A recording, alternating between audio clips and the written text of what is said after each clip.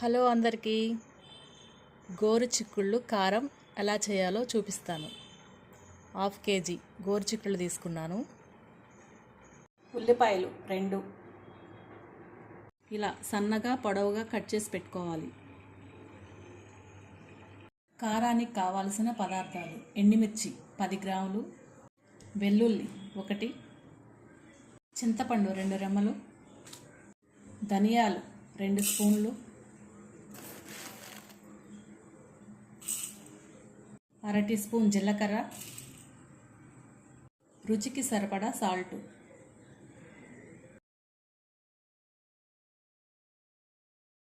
Stove వెలిగించి 2 నిమిషాలు వేడి చేయాలి. 2 నిమిషాలు వేడి చేసాను, స్టవ్ ఆఫ్ చేసాను. అయినా వేడి ఉంటుంది కాబట్టి చల్లారే వరకు ఇలా కలుపుతూ ఉండాలి. ఇవన్నీ మిక్సీ జార్లో వేసుకొని గ్రైండ్ చేసుకోవాలి బరగ్గా.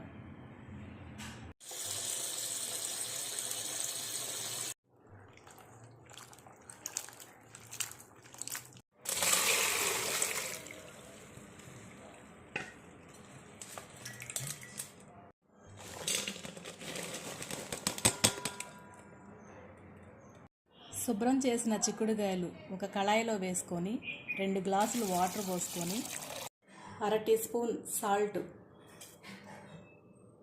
స్టవ్ వెలిగించి మూత పెట్టి 15 నిమిషాలు ఉడికించాలి. 15 నిమిషాలు అయిపోయింది, ఎలా ఉందో చూద్దాము.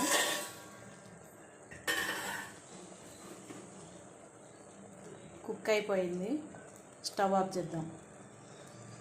ఉడికించిన చిక్కుడుకాయల్లో వాటర్ ఉంటే ఇలా కళాయి పెట్టుకొని స్టవ్ వెలిగించి సిమ్లోనే ఉంచాలి. గోరు చిక్కుళ్ళు కారానికి సరిపడా ఆయిల్ వేసుకొని కొంచెం పచ్చిపప్పు, మినప్పప్పు 2,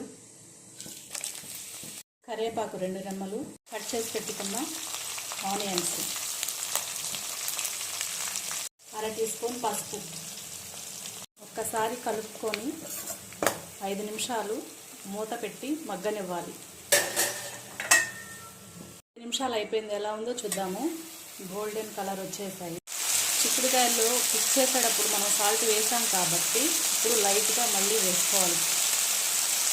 ఇప్పుడు స్టవ్ హైలో పెట్టుకొని ఇలా కలుపుకుంటూ ఉండాలి.